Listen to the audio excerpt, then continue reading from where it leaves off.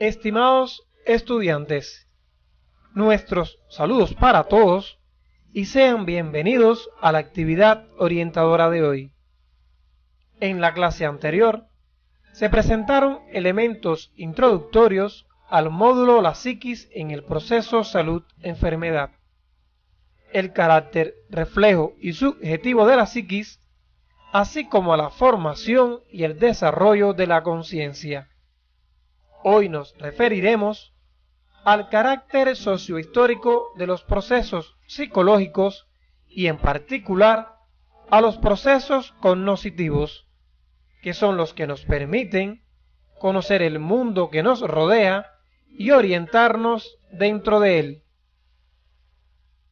Al concluir el estudio de estos contenidos, serán capaces de explicar el carácter sociohistórico de los procesos psicológicos en el proceso salud-enfermedad e interpretar la relación entre lenguaje y cognición en las conductas humanas ante la salud.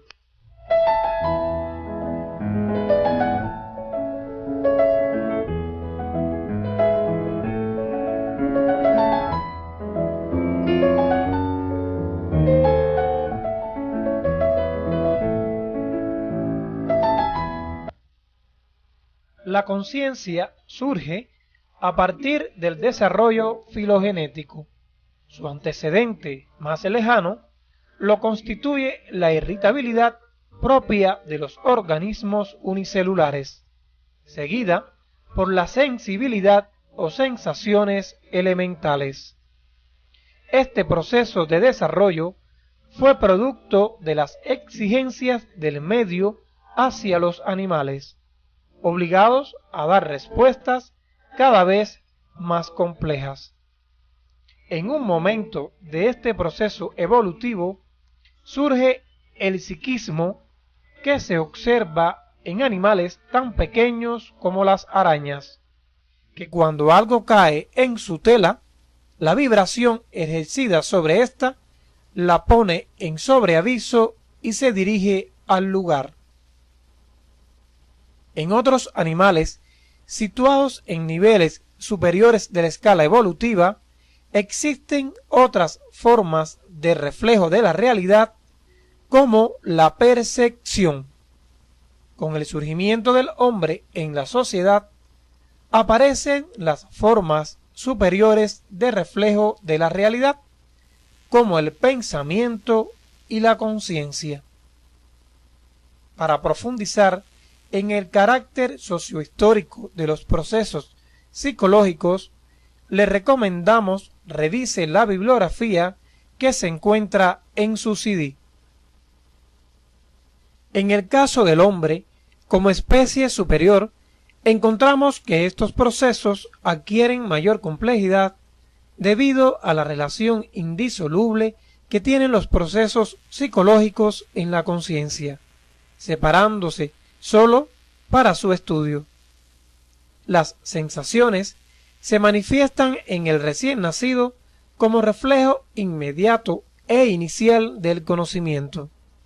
Continúa con la percepción, que permite reflejar la combinación de las propiedades aisladas de los objetos o fenómenos como un todo, así como distinguir las condiciones que lo rodean. Por ejemplo, cuando percibimos una flor o una mariposa, lo hacemos como un todo y no de forma aislada. Su olor, su color, su textura, forma o el tamaño, como en las sensaciones. Además, lo asociamos a las condiciones que los rodean, como la primavera, el amor, la significación del día u otros. Como estudiaron en el tema anterior, la conciencia incluye a todos los llamados fenómenos psicológicos, entre los que se encuentran los procesos cognitivos, afectivos y volitivos. Los procesos cognitivos son los responsables de aportar a la conciencia la imagen de las características y propiedades de los objetos y fenómenos de la realidad objetiva. Estos se denominan también procesos del conocimiento o cognitivos. La regulación de la acción del hombre se realiza mediante el ejercicio de dos funciones, la cognoscitiva y la afectiva. La primera es la que trataremos en la actividad de hoy. Los procesos cognitivos permiten obtener información del medio. A través de ellos, la persona puede conocer la realidad y transformarla. Dentro de estos procesos estudiaremos la sensación, la percepción, la memoria, el pensamiento y la atención. Esta última está presente en todos los procesos psicológicos. Además, nos referiremos al lenguaje como contenido del pensamiento y a la inteligencia como manifestación de estos procesos cognitivos. En el ser humano, el primer proceso que facilita el conocimiento son las sensaciones, a través de las cuales las personas captan sonidos, olores, temperatura, luz u otras, en virtud de la existencia de diferentes vías reflejas sensoriales. Recuerden de la asignatura Morfofisiología Humana 2 que estas son las encargadas de procesar la información proveniente del medio externo e interno del propio individuo.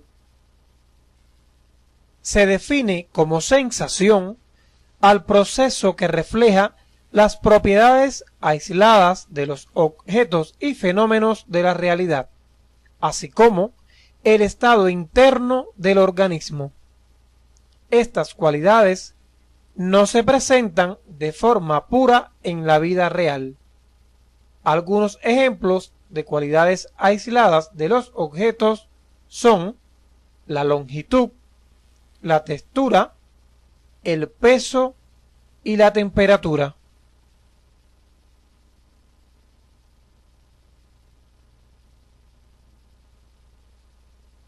Las sensaciones se clasifican atendiendo a la ubicación de los receptores, por lo que pueden ser ecteroceptivas, propioceptivas e interoceptivas. Las ecteroceptivas se corresponden con las sensaciones que se reciben a través de los receptores ubicados en la superficie del cuerpo, provocados por estímulos a distancia o por contacto, y son los llamados comúnmente órganos de los sentidos. Como ejemplos de sensaciones ecteroceptivas tenemos las gustativas, táctiles, olfativas, visuales y auditivas. Las propioceptivas son el resultado de las señales que reciben los receptores situados en músculos y articulaciones. Nos facilitan el desarrollo de movimientos y el sentido de la posición. Y por último, dentro de este eje de clasificación, tenemos las sensaciones interoceptivas, que son las que guardan relación con aquellos receptores ubicados en el interior del organismo y las vísceras, o sea, los receptores situados en órganos y tejidos. Por ejemplo, un dolor abdominal está presente en las vísceras que se encuentran en el interior del organismo, aunque pueden ser al mismo tiempo esteroceptivas si se irradia al exterior del cuerpo. De esta manera, podemos decir que la sensación constituye el conocimiento inicial y más elemental. Sirve de base para la formación de un proceso más complejo que aumenta las posibilidades del conocimiento, y nos referimos al proceso de percepción.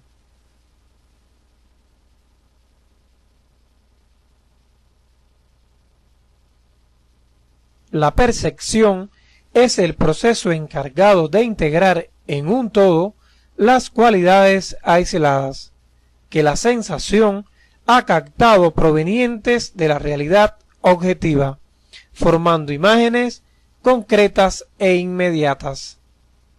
Se pueden clasificar en visual, auditiva, táctil, entre otras, según el analizador que predomine en el proceso. Lo característico es que se produzcan percepciones complejas donde intervienen varios analizadores. Por lo tanto, se habla de percepción del espacio, del tiempo y del movimiento.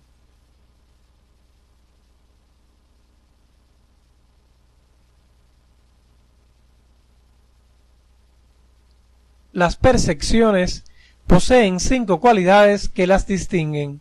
Estas son objetividad, integridad, constancia, selectividad y racionalidad.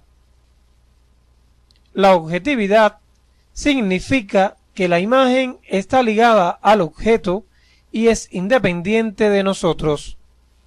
Recuerden el ejemplo de la flor, es algo objetivo y está presente. La integridad. La imagen del objeto se percibe como un todo y las partes se unen para formar un todo único. Por ejemplo, si vemos una silla faltándole alguno de sus elementos, sigue percibiendo una silla, aunque le falten algunas de sus partes. La constancia se refiere a que aunque cambien las condiciones de presentación de un objeto, la imagen se reconoce. Esto puede explicarse, por ejemplo, cuando reconocemos la voz de una persona conocida, aunque no esté cerca de nosotros. La selectividad significa que en el momento de percibir se elige entre muchos elementos aquel que nos interese o nos atraiga. Y por último, la racionalidad. Esta simboliza que la imagen del objeto está ligada siempre a una categoría verbal. El ejemplo inicial, al percibir una flor, inmediatamente la conceptualizamos.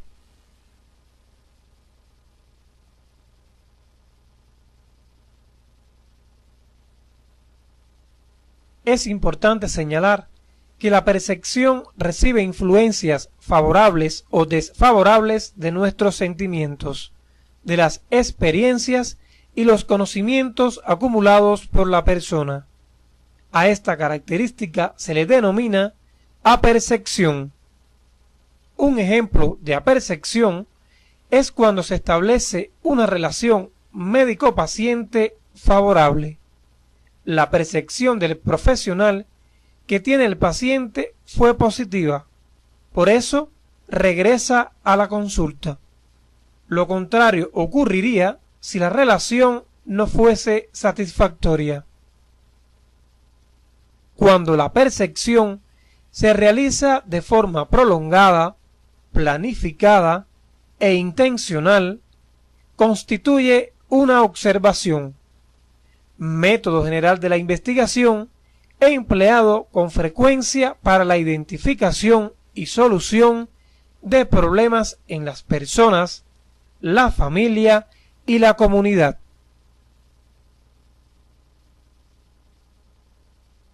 Si el hombre viviera sin seleccionar los infinitos estímulos que recibe del medio ambiente, viviría en el caos por el exceso de estos. Existe un estado psicológico especial que le permite a las personas seleccionar y concentrarse en determinada imagen. A este se le llama atención y está ligado al resto de los procesos. Se puede definir entonces como la orientación selectiva de los procesos psíquicos hacia determinado objeto o fenómeno.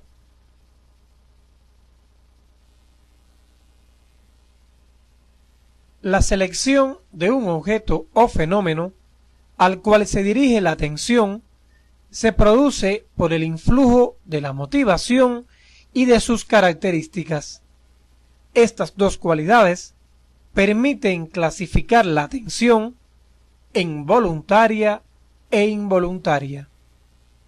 La primera está determinada por un esfuerzo consciente ante la existencia de un propósito y depende de las necesidades, intereses y motivos, mientras que la atención involuntaria aparece ante los cambios significativos que tengan lugar en el medio en el que el sujeto se encuentra, por lo que depende de las características del estímulo.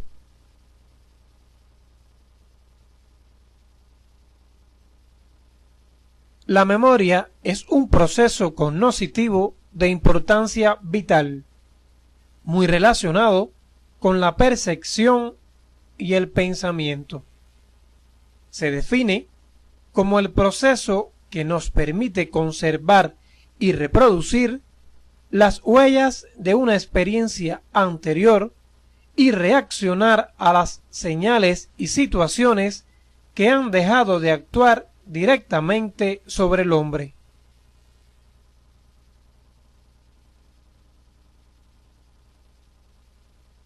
La memoria posee dos procesos fundamentales: almacenamiento y recuperación. El primero nos permite guardar los conocimientos anteriores, es decir, lo pasado. La forma en que se guardan va a determinar en cómo se pueden recuperar.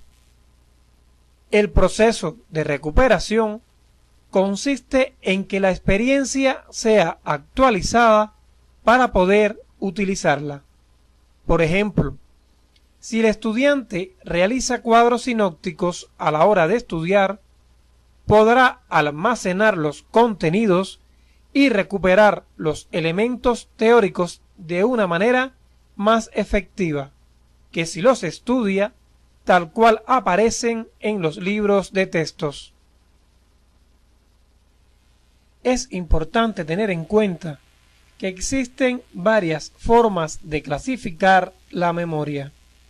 Una de ellas es teniendo en cuenta el tipo de almacén de la información y la otra es según el tipo de actividad que realiza el hombre, es decir, voluntaria e involuntaria. Esta última, ustedes podrán estudiarlas en la bibliografía que aparece en su CD. Según el tipo de almacén, la memoria puede clasificarse en memoria sensorial, memoria a corto plazo y memoria a largo plazo. La memoria sensorial es el lugar al que acceden todos los estímulos, donde se hace una copia fiel y se codifican. Este registro es igual al estímulo como una fotocopia. Si el estímulo es visual, el registro será una imagen mental fotográfica. Si es sonoro idéntico, será una imagen mental sonora. Esta información dura aproximadamente un segundo o menos y tiene capacidad limitada. Al entrar información nueva, desaparece la información anterior.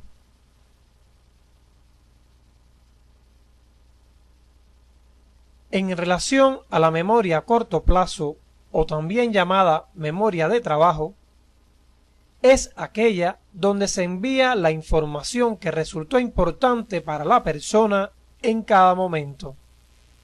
Se describe con una duración de 30 segundos a 1 minuto. Si es significativa para la persona, pasa a la memoria a largo plazo, y si no lo es, desaparece. Un ejemplo de esta memoria es cuando a un estudiante se le pregunta de inmediato ¿qué es la memoria? Durante 30 segundos a 1 minuto, esta respuesta se encuentra en la memoria a corto plazo. Si este contenido resulta importante para él, pasa a la memoria a largo plazo, o sea, permanece durante un largo periodo de tiempo. Otro ejemplo es cuando se observa una video orientadora y al finalizar esta puede darse cuenta que no la recuerda en su totalidad, solo algunos fragmentos, porque estos pasaron a la memoria a largo plazo, ya que les fueron significativos y llamaron su atención. El resto estuvo en la memoria a corto plazo y desapareció. Si usted quiere recordarlo, tendría que volver a ver la video orientadora o revisar la literatura relacionada con el tema. En relación a la memoria a largo plazo, es aquella que tiene una capacidad aún desconocida y la información puede estar almacenada durante mucho tiempo, en ocasiones muchos años. Un ejemplo de esta puede ser recordar algunas cosas o sucesos ocurridos en nuestra primera infancia, y sin embargo, otras no las recordamos. A modo de resumen, podemos decir que la memoria sensorial sirve para que la información esté presente el tiempo necesario para darnos cuenta y poder seleccionarla, pasarla a la memoria a corto plazo para ser utilizada o enviarla a la memoria a largo plazo si nos interesa conservarla. Los contenidos almacenados en la memoria se presentan en diferentes formatos, como son en forma de imágenes mentales. Estas son imágenes de objetos como pueden ser una pelota, un búcaro, un automóvil, una casa. Otro formato es el verbal o lingüístico, donde las representaciones son en forma de palabras, frases u oraciones. Y por último, la representación proposicional o abstracta, que consiste en juicios o formulaciones lógicas, como por ejemplo, cuando conceptualizamos y diferenciamos a través de un juicio que el gato es un animal, el hombre es un mamífero, la silla es un mueble, la honestidad es un valor, entre otras. Es importante que ustedes comprendan que los procesos cognitivos permiten el reflejo de la realidad. Estos pasan por diferentes niveles de profundidad, desde los más elementales como las sensaciones y las percepciones que transitan por la memoria, hasta llegar al más complejo de los procesos, el pensamiento. Definido como el reflejo generalizado y mediatizado de la realidad, socialmente condicionado e indisolublemente ligado al lenguaje. Está dirigido a la búsqueda de lo sustancialmente nuevo, nos ayuda a resolver problemas y a llegar a lo que no se ve de forma inmediata. Hay que descubrirlo. El pensamiento se caracteriza por ser un reflejo indirecto, que opera con representaciones y generalizaciones de la realidad a través del análisis y de la síntesis. Es decir, no está dado directamente por los órganos de los sentidos. Por ejemplo, cuando un médico ausculta el aparato cardiovascular en un lactante y se escucha un sonido semejante a un soplo, percibido a través de nuestro sistema auditivo, nos representamos inmediatamente un problema cardiovascular. Surge del conocimiento sensible, pero lo rebasa. Es decir, la actividad mental se nutre del conocimiento de nuestras percepciones o sensaciones y va más allá. A manera de ejemplo, esta característica se manifiesta cuando el profesor llega al aula y no solo observa a sus estudiantes, sino que puede establecer un juicio o una valoración de cada uno de ellos. Otra característica del pensamiento es que resulta imposible sin el lenguaje.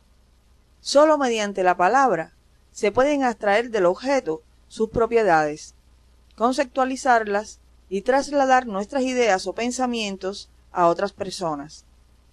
Por ejemplo, para informar al director el criterio de que los estudiantes son excelentes, el profesor se basa en que la asistencia a clases es buena, la atención es adecuada y obtienen muy buenos resultados docentes.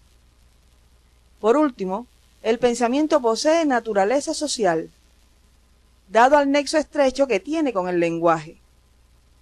El desarrollo intelectual se realiza necesariamente en el proceso de asimilación de conocimientos elaborados por la humanidad, en el transcurso de su desarrollo histórico-social.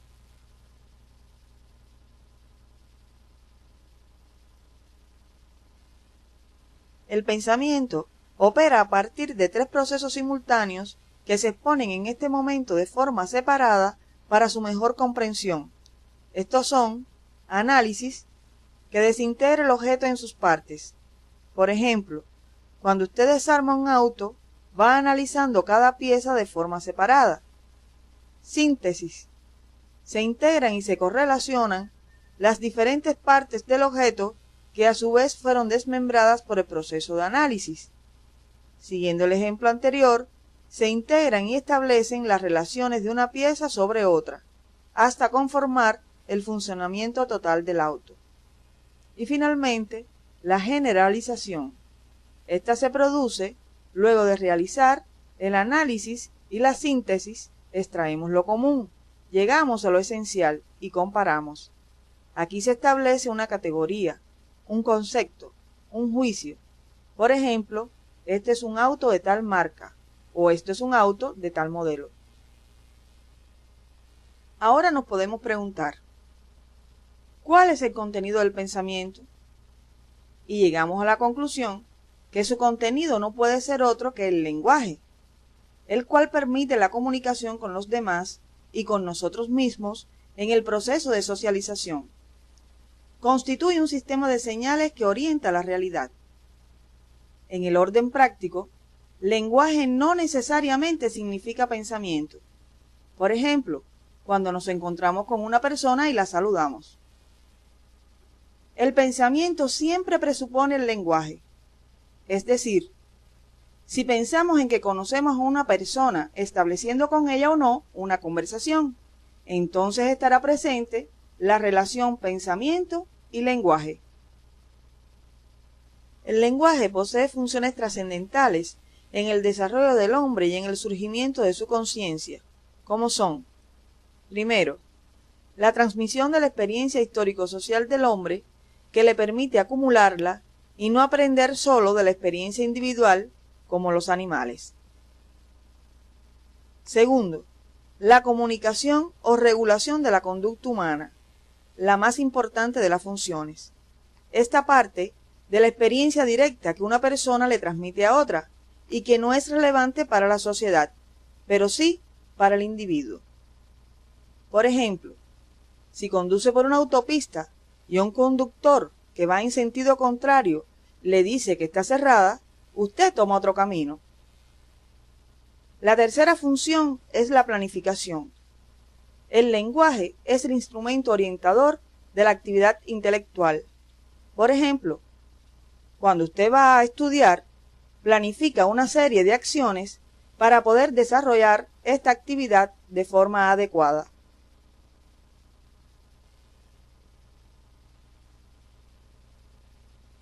Los procesos cognitivos son comunes a todos los hombres. pero en cada persona tienen una manifestación, una expresión particular, una eficacia que los caracteriza, y en ese sentido hablamos de inteligencia, la que se define como aquellas propiedades que permiten la realización exitosa de actividades dirigidas a la asimilación de productos de la cultura o la producción de ellos. O sea, aquellas que explican cómo aprender, cómo comprender el mundo y cómo producir una obra. Por ejemplo, crear un libro o una obra de arte. Existen dos criterios fundamentales en la determinación de la inteligencia. Uno relacionado con el aspecto genético y otro de naturaleza ambiental o social.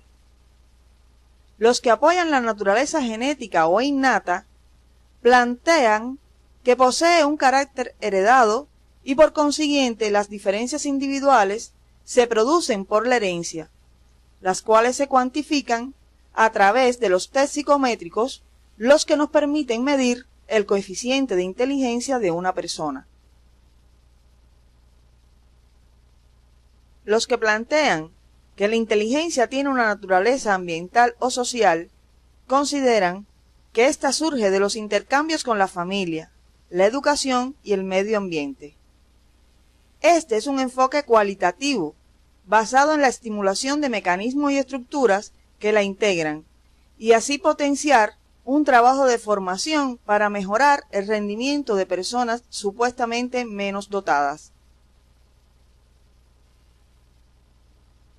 En este momento pudiéramos preguntarnos, ¿somos inteligentes para unas cosas y para otras no?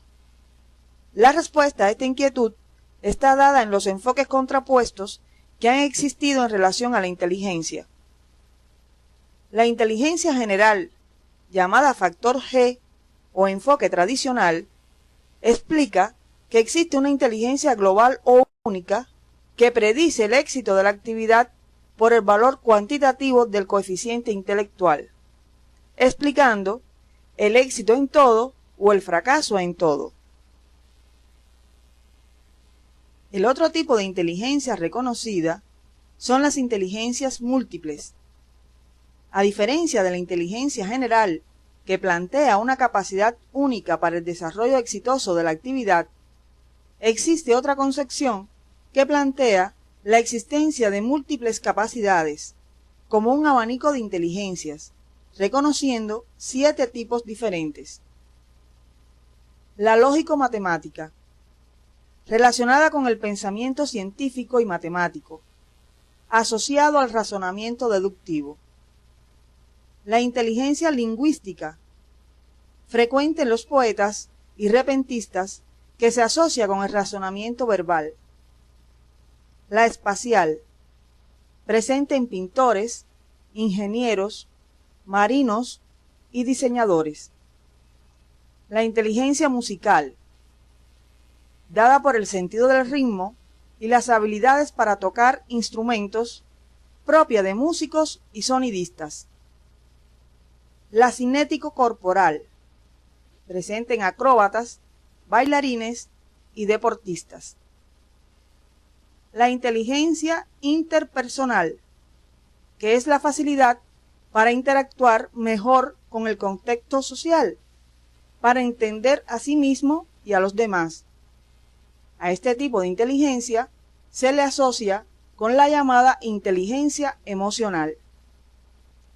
Y por último, la intrapersonal, que consiste en la capacidad para acceder a la propia vida sentimental e identificar los sentimientos utilizándolos eficazmente en la vida. En este momento, estamos en condiciones de comprender la importancia que revisten los procesos cognitivos para el mantenimiento de la salud. La persona percibe la salud, la ubica dentro de los elementos significativos que recuerda de su vida y piensa en cómo favorecerla. Utiliza para ello estilos de vida que la facilitan y regula todo su comportamiento hacia ella. Durante el proceso salud-enfermedad, los procesos cognitivos proporcionan la posibilidad de recordar la información que se posee acerca de determinada enfermedad, percibir los síntomas, concentrarnos en el tratamiento, formarnos un juicio acerca de la salud y solucionar cualquier proceso patológico. Sin los procesos cognitivos, no podríamos orientar nuestra conducta hacia el mantenimiento de la salud, ni siquiera a su recuperación. Es necesario puntualizar que los procesos cognitivos y cognoscitivos solo se separan para su estudio, pues ellos transcurren de manera simultánea. Como tareas docentes del tema, proponemos revisar los folletos complementarios Conciencia y Cognición y La conciencia y los procesos cognitivos, que aparecen en su CD. Ello le permitirá responder a las siguientes tareas. Primero, referente a los procesos cognitivos estudiados, confeccione un cuadro comparativo entre sensación, percepción, memoria y el pensamiento en cuanto a los siguientes aspectos: naturaleza de los mismos, reflejo de la realidad que permiten, características, clasificación y tipos de procesos cognitivos. Explique la importancia de los procesos cognitivos para su futura profesión.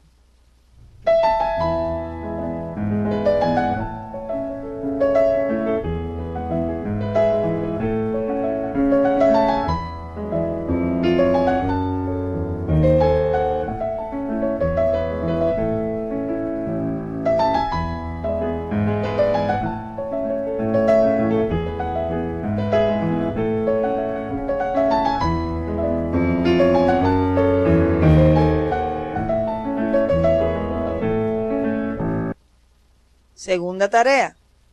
Identifique en la siguiente situación los procesos cognitivos que se manifiestan en el médico. Al consultorio llega un paciente angustiado, refiere fuerte presión en el pecho, palpitaciones y falta de aire, casi siempre relacionado con mucha carga de trabajo.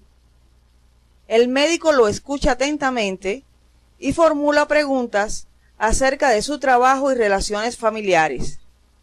Luego realiza el examen físico e indica los complementarios necesarios. Al analizar los resultados, recuerda las normas para diagnosticar una hipertensión y establece el diagnóstico de cardiopatía hipertensiva. Finalmente, le indica tratamiento y le programa reconsulta.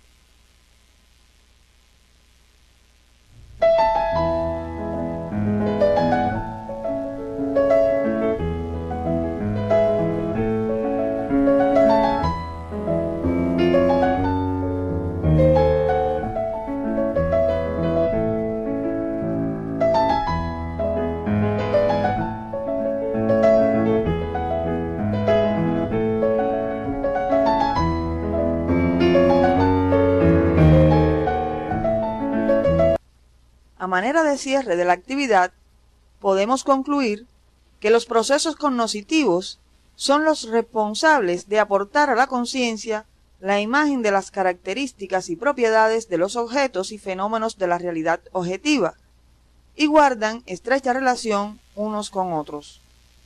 A través de estos procesos, la persona puede conocer la realidad, valorarla y transformarla de manera activa. El lenguaje permite la comunicación con los demás y con nosotros mismos. Está relacionado con el pensamiento. La inteligencia, como manifestación de los procesos psicológicos, posibilita un desempeño efectivo en la vida cotidiana y en el manejo de los problemas de salud. Todos los procesos cognitivos tienen un carácter sociohistórico, ya que no se nace con ellos, se desarrollan a través del proceso de socialización. Hoy hemos presentado los procesos psicológicos y su carácter sociohistórico. Se describieron algunos procesos cognitivos, tales como sensación, percepción, memoria, pensamiento y la atención como proceso especial. Además, se presentó el lenguaje y su función en la psiquis, la inteligencia como manifestación de los procesos cognitivos y la relación de estos con el proceso salud-enfermedad.